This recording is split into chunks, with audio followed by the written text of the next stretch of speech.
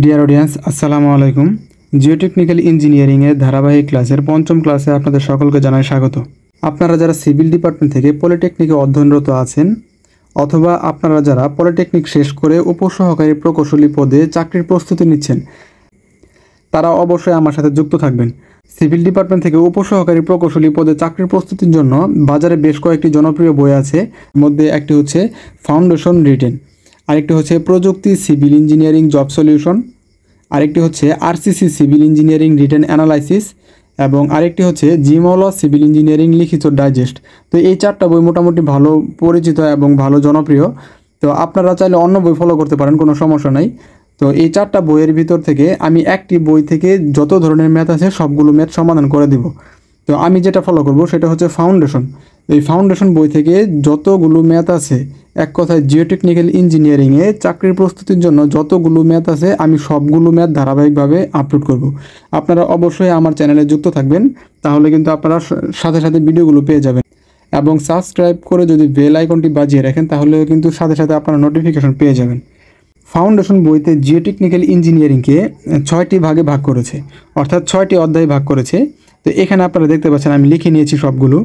তো এখানে 6টি অধ্যায় আছে, অর্থাৎ ফাউন্ডেশন বইতে জিওটেকনিক্যাল ইঞ্জিনিয়ারিংয়ের যে টপিকগুলো আছে সেগুলোকে 6টি ভাগে ভাগ করেছে।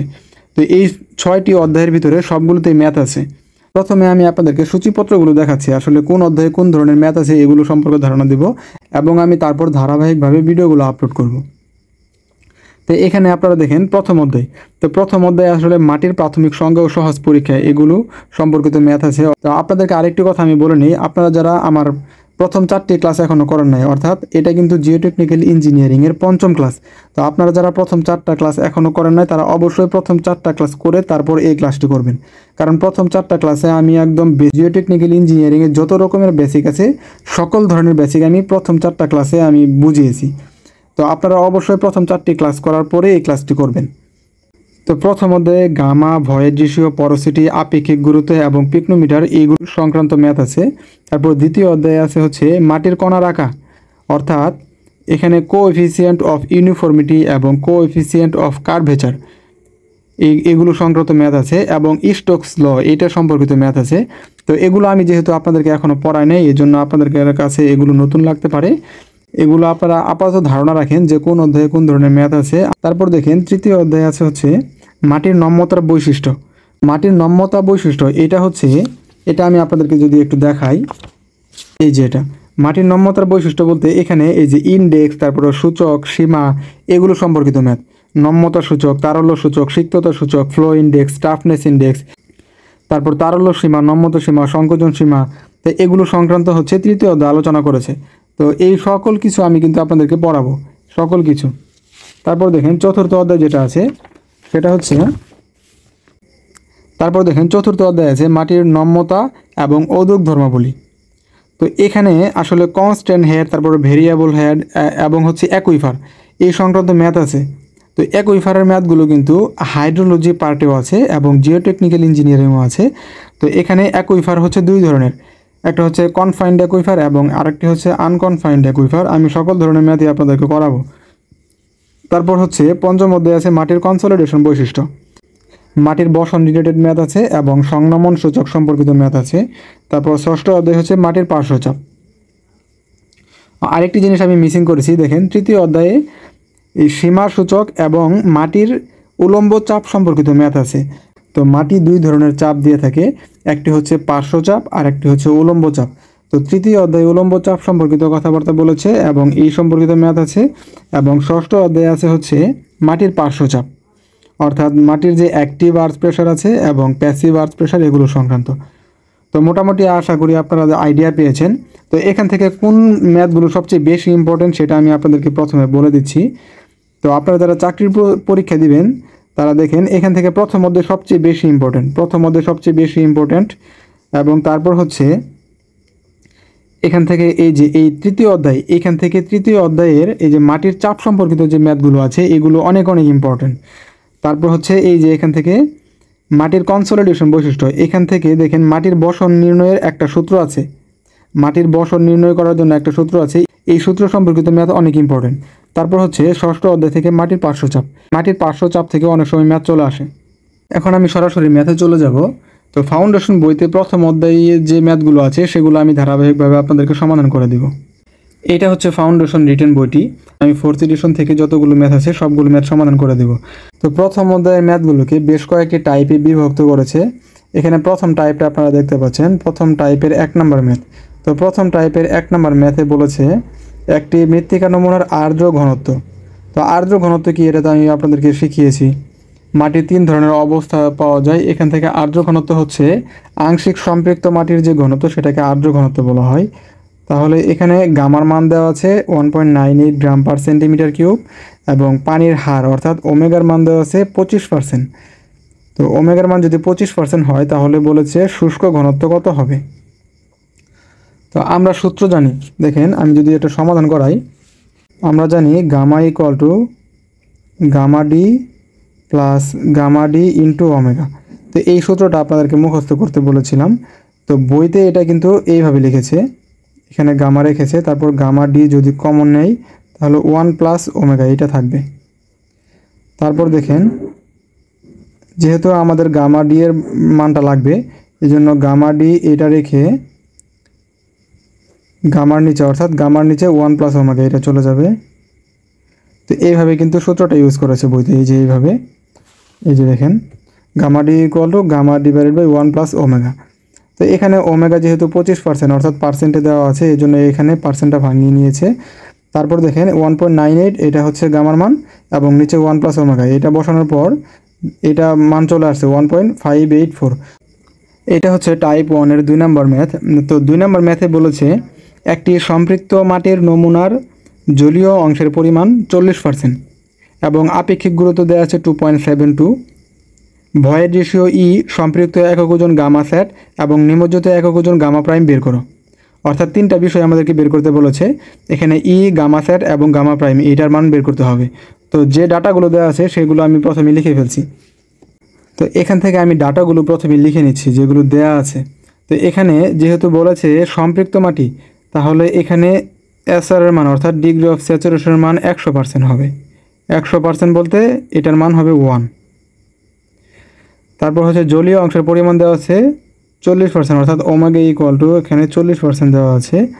তারপর বলেছে আপেক্ষিক গুরুত্ব, তো আপেক্ষিক গুরুত্ব হচ্ছে জি এর মান দেওয়া আছে 2.72। এই যে দেখেন এখানে আমি ডাটাগুলো লিখে নিয়েছি, যেগুলো দেওয়া আছে সেগুলো লিখে নিয়েছি। তো এখান থেকে আমরা জানি, দেখেন যেহেতু ই এর মান আমাদের প্রয়োজন, তো এখানে আমরা এই সূত্রটা অ্যাপ্লাই করব, SR into e equal to omega g. এটা যদি অ্যাপ্লাই করি, এখানে দেখেন ওমেগার মান জানা আছে, জি এর মানও জানা আছে এবং এসআর এর মান জানা আছে, তাহলে এখান থেকে আপনারা ই এর মান পেয়ে যাবেন। যেহেতু এসআর এর মান 1, এই জন্য এখানে 1 ইন্টু ই এটা দিলেও হবে না দিলেও হবে। তাহলে ওমেগার মান দেওয়া আছে 40%। তো 40%কে আপনারা অবশ্যই এটা ভাঙিয়ে নেবেন। 40%কে যদি ভাঙা তাহলে 0.4 এটা পাবেন। তো এখানে ওমেগার মান 0.4 বসালাম, ইন্টু জি এর মান বসালাম হচ্ছে 2.72। এটা ক্যালকুলেশন করলে ই এর মান পেয়ে যাবেন 1.088। এইটাই হচ্ছে ই এর মান। তো এইটাই হচ্ছে একটা অ্যান্সার। তারপর দেখেন এখানে গামা স্যাট চেয়েছে। তো গামা স্যাট যেহেতু চেয়েছে, আমরা গামা নির্ণয়ের সূত্র জানি SR into e, SR into e plus g into gamma W divide by 1 plus e. এটা হচ্ছে গামা নির্ণয়ের সূত্র। তো এখানে যেহেতু গামা স্যাট চেয়েছে, এই জন্য এসআর এর মানটা 1 হয়ে যাবে। তো দেখেন এই সূত্রটা কীভাবে দাঁড়াবে, এই সূত্রটা হচ্ছে গামা স্যাট ইকুয়াল টু, এই এসআর থাকবে না, যেহেতু এসআর এর মান 1, এই জন্য এখানে 1 ইন্টু ই, সরাসরি ই লিখলাম, plus g gamma W divide by 1 plus e.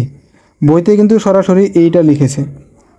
তো আপনারা যদি এই উপরেরটা মনে রাখেন তাহলে নিচেরটা বের করতে পারবেন। কারণ সম্পৃক্ত একক ওজনের জন্য এসআর এর মান হচ্ছে 1, সূত্রটি এভাবে দাঁড়াবে। এবং যখন আমরা শুষ্ক ঘনত্ব অর্থাৎ গামা ডি নির্ণয় করব, তখন সূত্রটা দাঁড়াবে এইরকম, g gamma W divided by 1 plus e, এরকম দাঁড়াবে। কারণ শুষ্ক মাটির ক্ষেত্রে এসআর এর মান কিন্তু 0, অর্থাৎ সম্পৃক্ততার মাত্রা শুষ্ক মাটির ক্ষেত্রে 0 হয়। তো 0-র সাথে যদি আপনি ই গুণ করে দেন তাহলে এই অংশ পুরোটাই 0 হয়ে যাবে, শুধুমাত্র জি থাকবে। তো জি এবং গামা ডাব্লিউ যদি আপনি গুণ করে দেন তাহলে এইটা থাকবে কিন্তু g gamma W divide by 1 plus e. তো এটার সামনে আমাদের ম্যাথ আসবে, তখন আলোচনা করব।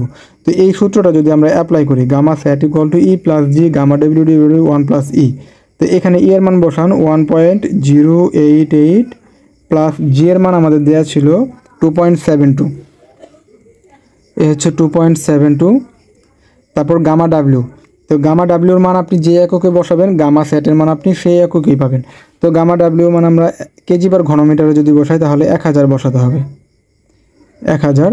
নিচে হচ্ছে 1 প্লাস ই এর মান হচ্ছে 1.088।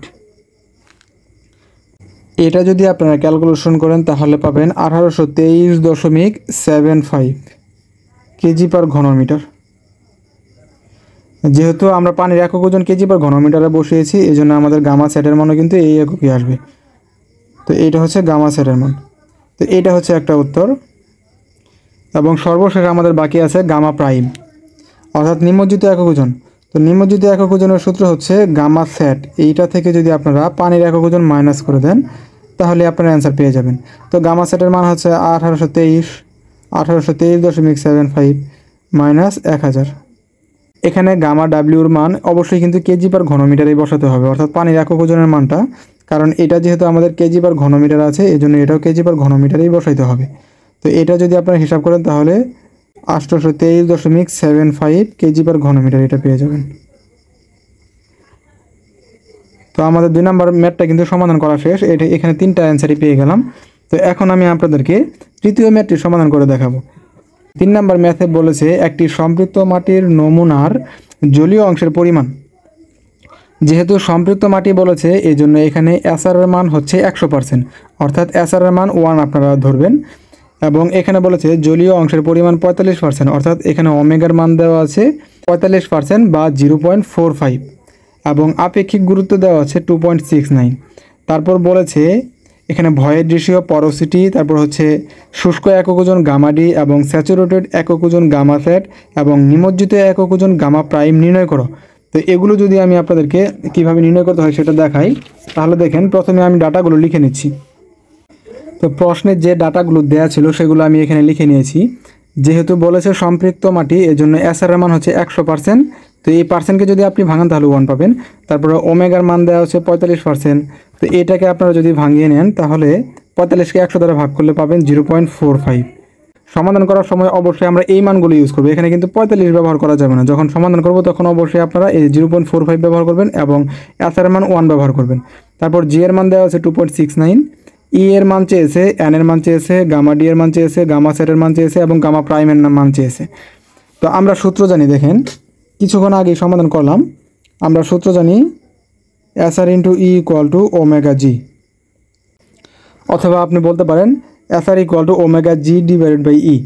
তো এখান থেকে এসআর এর মানটা আমাদের জানা আছে 1 ইন্টু ই ইকুয়াল টু ওমেগার মান হচ্ছে 0.45 ইন্টু জি এর মান হচ্ছে 2.69। তো এটা ক্যালকুলেশন করলে ই এর মান পাবেন 1.2105। তো এখান থেকে আমরা সমাধানের সুবিধার্থে এখান থেকে 1.21 এটা 2 ঘর পর্যন্ত নিলাম। তাহলে এটা হচ্ছে ই এর অ্যান্সার, অর্থাৎ ভয়েড রেশিওর মান হচ্ছে এটা। তারপর দেখেন এন নির্ণয় করব। তো ই এবং এন এই দুইটার ভিতরে কিন্তু একটা সম্পর্ক আমি আপনাদেরকে দেখিয়েছি, 2টা সূত্র দেখিয়েছি। আপনারা যে কোনো একটা সূত্র ইউজ করলে আপনারা পেয়ে যাবেন। তো আমি এন সরাসরি এনের সূত্রটা ইউজ করছি। এন ইকুয়াল টু আমরা জানি ই ডিভাইডেড বাই 1 প্লাস ই, এটা। তো এখানে ই এর মান হচ্ছে 1.21 ডিভাইডেড 1 প্লাস 1.21। তো এটা যদি আপনারা ক্যালকুলেশন করেন তাহলে পাবেন 0.547। তো এটা হচ্ছে এন এর মান। তো এন এর মানটা সাধারণত পার্সেন্টেজ আকারে প্রকাশ করা হয়, এই জন্য আপনারা এটাকে 100 দ্বারা যদি গুণ করেন তাহলে এটা পেয়ে যাবেন 54.7%। তো এইটা দেবেন অ্যান্সার। যদি আপনারা দশমিকে রাখেন তাহলেও হবে, তবে পার্সেন্টে রাখাটা ভালো। তারপর এখানে আমাদের চেয়েছে গামা ডি। তো আমরা গামার সূত্র একটা সূত্র শিখেছি, SR into e plus g gamma W divided by 1 plus e. তো এটা হচ্ছে গামা নির্ণয়ের সূত্র। এখান থেকে আপনারা গামা ডি এর সূত্রটা সহজেই বের করতে পারবেন। যেহেতু এটা ড্রাই সয়েল অর্থাৎ একদম শুষ্ক মাটি, এজন্য এখানে সম্পৃক্ততার মাত্রা এসআর এটা কিন্তু 0 হবে। এগুলো আমি একদম ডিটেলসে প্রথম ক্লাসে আলোচনা করেছি। তো এইটা এসআর যদি 0 হয় তাহলে এই টার্মটুকু থাকবে না, অর্থাৎ এসআর ইন্টু ই এইটুকু সম্পূর্ণ 0 হয়ে যাবে। তাহলে শুধুমাত্র জি থাকবে। তো জিকে যদি আপনি গামা ডাব্লিউর সাথে গুণ করেন তাহলে জি ইন্টু গামা ডাব্লিউ এটা থাকবে, নিচে হচ্ছে 1 প্লাস ই এটা থাকবে। আলটিমেটলি আমাদের সূত্র এইটা দাঁড়াবে। তো আপনারা উপরের লাইনটা লিখতেও পারেন, নাও লিখতে পারেন। বইতে কিন্তু এই লাইনটা লেখা থাকবে না। আপনারা যে বই ফলো করেন না কেন, কোনো বইতে কিন্তু এটা লেখা থাকবে না, এটা লেখা থাকবে না, সরাসরি এই সূত্র লিখবে। তারপর দেখেন জি এর মান প্রশ্ন দেওয়া ছিল 2.69 এবং গামা ডাব্লিউর মান আপনি যে এককে বসাবেন, গামা ডি এর মান সেই এককই পাবেন। তো এখানে আমি 1000 বসালাম, কেজি/ঘনমিটারে বসালাম, এবং 1 প্লাস ই এর মান দেওয়া আছে আমাদের 1.21। তো এটা যদি আপনারা ক্যালকুলেশন করে তাহলে অ্যান্সার পাবেন 1217.19 কেজি/ঘনমিটার। তো এটা হচ্ছে গামা ড্রাই, অর্থাৎ এটা হচ্ছে গামা ডি এর অ্যান্সার। তারপর দেখেন আমাদের চেয়েছে গামা স্যাটের মান। তো গামা স্যাটের মান যেহেতু চেয়েছে, এই জন্য গামা স্যাটের ক্ষেত্রে যে সূত্রটা সেটা আপনারা ব্যবহার করবেন। গামা স্যাট ইকুয়াল টু আমরা জানি SR into e plus g into gamma W divide by 1 plus e. তো এখানে গামা স্যাট, তো গামা স্যাটের ক্ষেত্রে এসআর এর মান কত হবে? গামা স্যাটের ক্ষেত্রে অবশ্যই এসআর এর মানটা 1 হবে। দেখেন এখানে 1 ইন্টু এর মানটা আপনারা বসাবেন, এর মান পেয়েছি 1.21 প্লাস জি এর মান হচ্ছে 2.69, এটা বসালাম। তারপর গামা ডাব্লিউর মান হচ্ছে 1000 কেজি/ঘনমিটার, এই এককে বসালাম। তারপর 1 প্লাস 1.21। তো এইটা আপনারা হিসাব করলে গামা স্যাটের মানটা পেয়ে যাবেন। দেখেন এইটা যদি হিসাব করেন তাহলে গামা সেটের মান পেয়ে যাবেন। তো গামা সেটের যে মানটা পাবেন সেটা অবশ্যই কিন্তু কেজি/ঘনমিটারে পাবেন, কেজি/ঘনমিটার। তো এটা একটা অ্যান্সার দিবেন। তারপর হচ্ছে আমাদের গামা প্রাইম।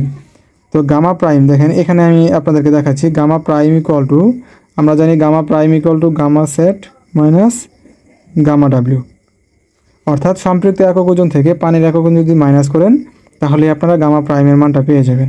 তো গামা সেটের মান আপনারা যেটা পাবেন সেটা এখানে বসাবেন, তারপর মাইনাস গামা ডাব্লিউ। যেহেতু গামা সেটের মান কেজি/ঘনমিটারে আপনারা পাবো, এই জন্য এখানে গামা ডাব্লিউর মান অবশ্যই কেজি/ঘনমিটারে বসাবেন। তো কেজি/ঘনমিটারে গামা ডাব্লিউ অর্থাৎ পানির একক ওজন কিন্তু 1000, এটা আমরা জানি। তো এখান থেকে আপনারা যদি 1000 মাইনাস করেন তাহলে যেটা পাবেন সেটাই হচ্ছে গামা প্রাইমের মান। তো আশা করছি এই ম্যাথটা আপনারা বুঝতে পেরেছেন। আজকের ক্লাসে এই পর্যন্তই থাকবে। তো সবাইকে অনেক অনেক ধন্যবাদ। আসসালামু আলাইকুম।